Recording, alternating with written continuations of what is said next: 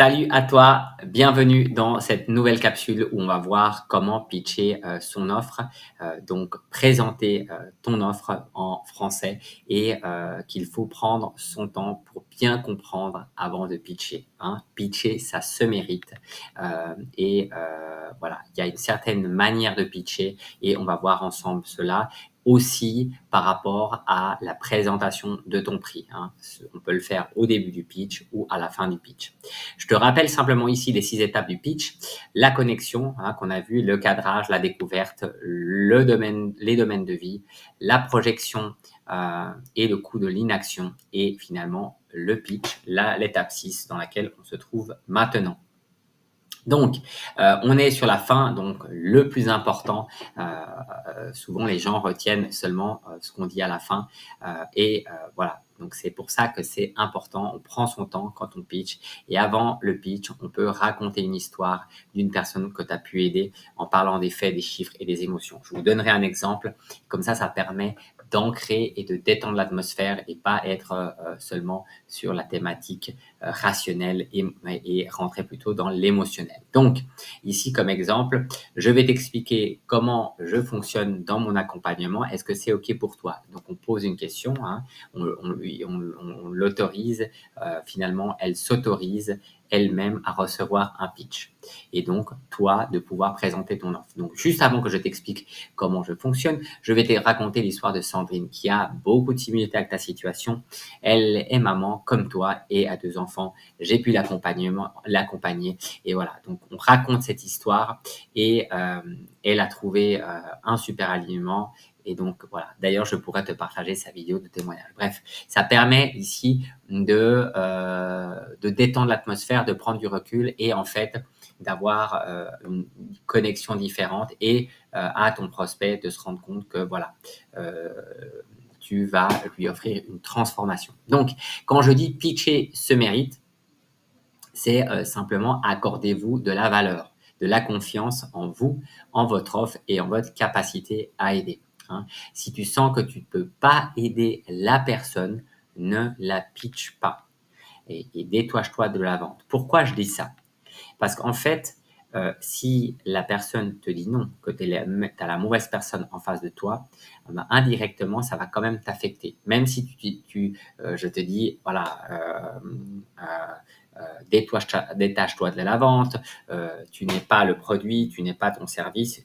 Mais en fait, qu'est-ce qui va se passer? C'est énergétiquement, tu vas t'user.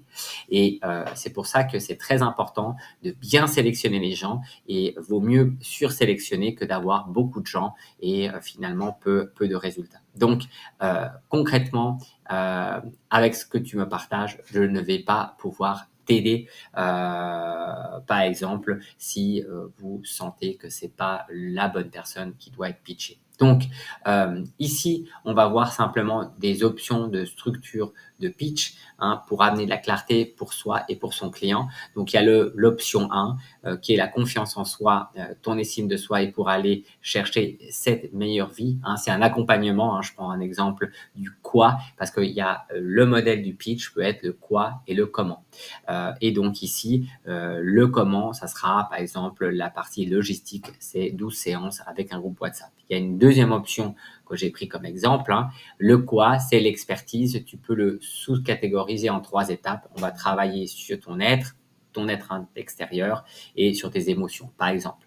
Je vous mettrai mon exemple de pitch sous la vidéo. Comme ça, vous allez pouvoir avoir quelque chose de concret par rapport à qu'est-ce que je veux vous dire ici. Simplement, il y a le quoi et le comment. Le comment, c'est simplement la délivrabilité finalement.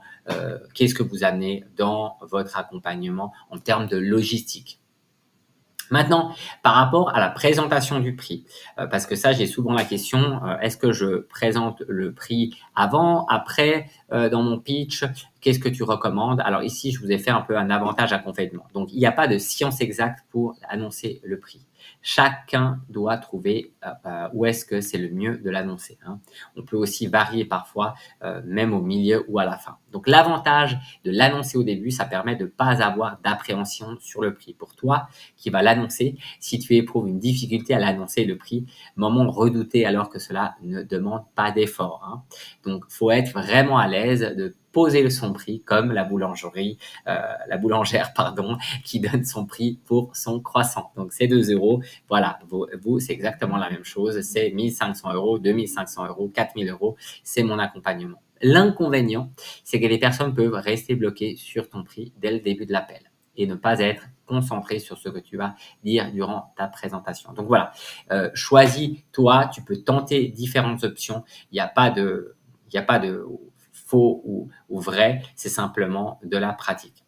Pour la mise en forme du prix, le prix ne doit pas être rond. Hein. Il peut être interprété comme étant fixé à la louche. Ou pire encore, un chiffre bon donne l'envie de négocier. Donc, essayez de bannir les mots, évidemment, dépenses et coûts. Hein. On parle d'investissement. Et ne laisse pas de silence après l'annonce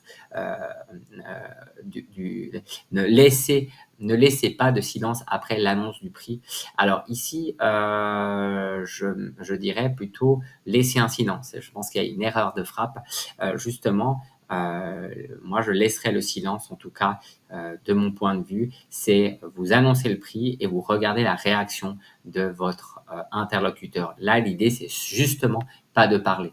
Donc, je modifierai le slide, mais vraiment ici, c'est laisser un silence après l'annonce du prix, justement pas pour meubler, mais pour savoir quelle est la réaction de votre interlocuteur.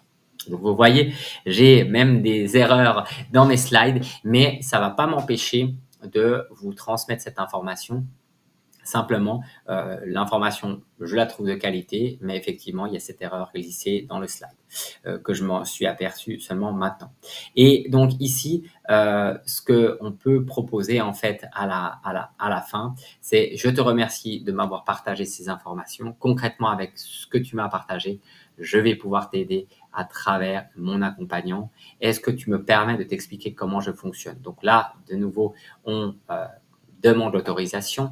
Avant juste de t'expliquer comment je fonctionne, tu me fais penser à l'histoire X et là, tu partages cette histoire, des chiffres et des faits et des émotions. Est-ce que cette histoire t'inspire? Est-ce que tu te reconnais? Et là, on propose voilà cet accompagnement. J'ai une offre qui s'appelle Super Papa. Ça dure 6 mois d'accompagnement. J'aurais pu aisément proposer l'offre à 7000 euros. Ça, c'est pas le prix, mais sa valeur. Hein. Attention, la différence entre le prix et sa valeur. Et même à 5000 euros, aujourd'hui, je la propose à 4500 euros. Mon offre est composée du quoi? Qu'est-ce que je vais te permettre de mettre en place la transformation? Dans cette partie, il y a 3 étapes. Hein, par exemple, moi, c'est mindset, positionnement, ventre, qui vont permettre de répondre à qui tu es, ce que tu veux, ce que tu vaux, et qu'est-ce que ça va, est-ce que ça va jusqu'ici? On valide. Et le comment, je vais t'accompagner durant 6 mois, et c'est la logistique. Et on finit par, est-ce que tu as des questions? Est-ce que je t'ai partagé correspond? Est-ce que ce que je t'ai partagé correspond à ce que tu recherches? Est-ce que qu'est-ce qui te plaît le plus dans ce que je t'ai partagé et pourquoi? Donc, et après, finalement, attention, là, on rentre dans le traitement des objections. Donc, l'avantage d'annoncer le prix à la fin, c'est que les gens ont été concentrés sur ta présentation. Donc, voilà, on va voir ensemble le traitement des objections dans une prochaine capsule. Mais là, vous vous rendez compte que finalement, si vous avez posé les bases et bien suivi toutes les étapes de la trame en 6 étapes, vous allez avoir des objections, mais qui peuvent être très légères. Et l'objection qui finalement va rester, c'est potentiellement l'objection de la finance. Hein, j'ai pas le budget, puisqu'on n'aura pas forcément traité ça à la fin. Pardon, durant la trame des 6 étapes. Et donc, une des seules objections qui pourrait à ce moment-là subvenir, c'est l'objection financière qu'on verra comment on la traite. Donc, j'espère que ça vous a aidé et puis je vous retrouve dans une prochaine capsule.